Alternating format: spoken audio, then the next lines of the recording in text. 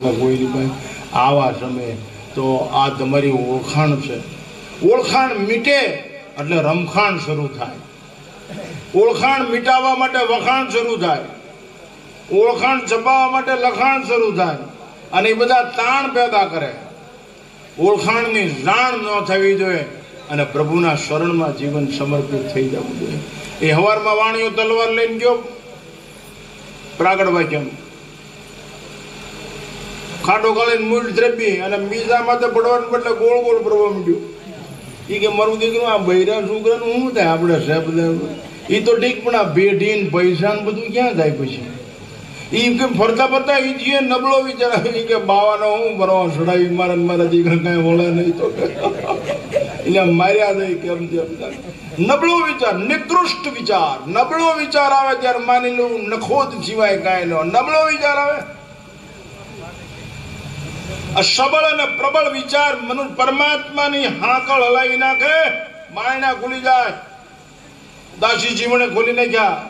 સબળ અને પ્રબળ હું તમારો છું અને જાય તો તારી જાય, બે માના ને બે બાપના, મારા કાંઈ નહીં, તારે બધું. પણ તમે એના થઈ જાઓ.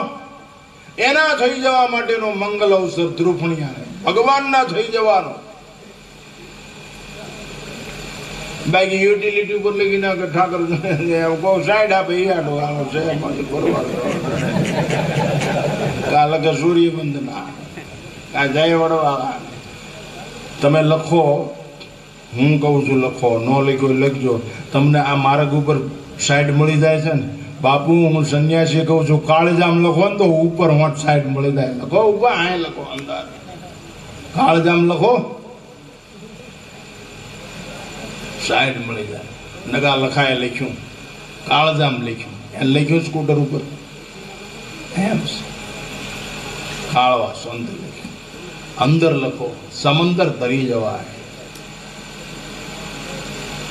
મોકો છે. એ ગામના દરબારમાં હું ગયેલા ઘોડા ઉપર આવે એટલે પાનાજન કે તું શું આ તલવાર ને બધું આપઘાત કરવા આવ્યો? તને કહું કે ગાળ દીધી હોય તો એની જીભ કાપી નાખું, આંગળી ચીધી હોય આંગળી. તું મારા ગામનો નગર શેઠ છો, મારી આબરૂ છો અને તું આવી રીતે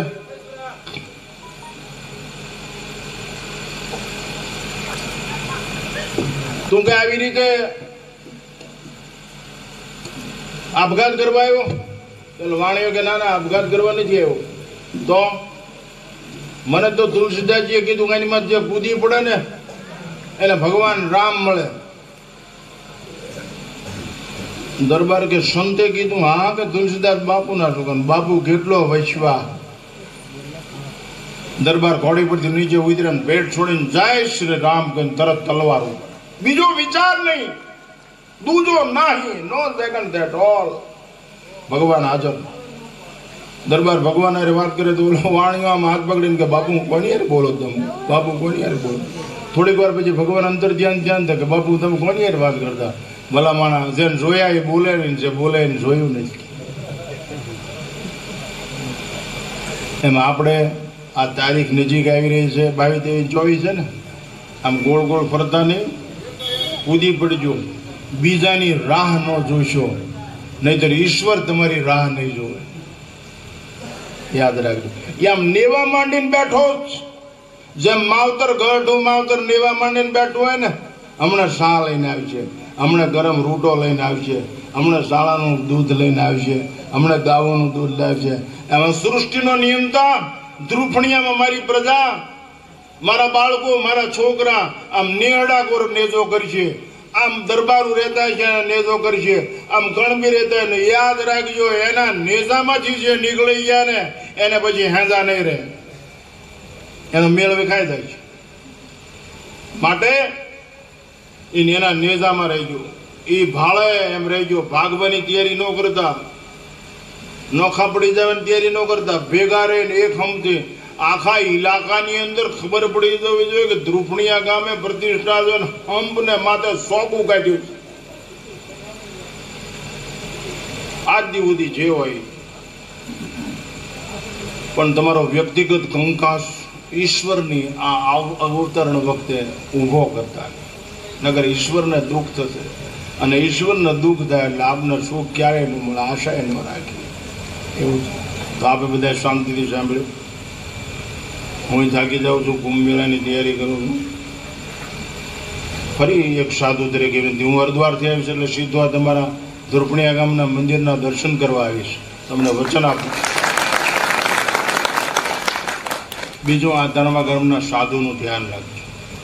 હા, આ તુલસી ક્યારો કહેવાય, એનું ધ્યાન રાખો. આ કાંઈ જમીન બમીન તો છે નહીં એની મેં, એને એના બાળ બચ્ચા, એનો રોટલો જો કે ગામમાં થતું એમાં તો હું કહેવાનું પડે એટલે કહું એનું ધ્યાન રાખો. અને ઈવડે હંપીને રહેવું. અને ભગવાન એવા સરસ તુરખામાં મસ્તરામ બાપુ આરતી કરતા હોય ને તો પડખે ઓલા દરબાર આવીને એમ કે બાપુ 12 વાગ્યા શું તમને કાંઈ ખબર છે? એટલા બધા મસ્ત થઈ ગયા આરતીમાં. બાપુ એનો રામ કહે નહીં હો, એનો રામ ન કહે, સમજ્યા? એની અંદર વહે. એમ આપણે આ મોકો છે, આપણી આંખમાં આંસુ ન પડે. આમ ભગવાનને ભાળે ત્યાં વાહ પ્રભુ વાહ, ત્યાં આજે લાજ રાખી અમારા ગામની. હા, તમે એને ઠપકો હોત આપી શકો, તમે એની અરે પ્રેમથી વાતું કરી શકો. અમારા ચોટીલાની અંદર ધારસી ભગતની જગ્યામાં ધારસી ભગતે ભજન લખ્યું છે, ઇન્દ્ર સભામાં ચર્ચાયું ચાલી, સીબી સભાને સતવાદી ઇન્દ્ર કે પારખા લેવા. આ ધારસી ભગતનું લખ્યું. આહુડાની આંખમાંથી એને તો આખો ઓટલો આહુડા જ ભરાય જાય, એમ ઠામડું ભરાય બાપુ. અને એ એક રોટલો નાખા રીંગણાનું શાક દાળીમ ધરે અને એક દૂધ આકર્ષેડી ગાનું એ ધરે. થોડીક વાર પછી થાળી લેવા જાય ને તો લોટું બધું ખાલી હોય. બાપુ આ જિંદગી કહેવાય, આ ભક્તિ કહેવાય, આ પ્રેમ કહેવાય. અને આપણે ભાઈને ન બોલાવી ખાવા, પછી બાવાના હાર પહેરાવાને સાલ ઉડાડે પૈસા આપે. યાદ રાખજો, કોઈ દી ભલું ન થાય. તમને તમારા ગમતા નથી તો બીજા તમારા કોઈ દી થાય જ નહીં, યાદ રાખજો.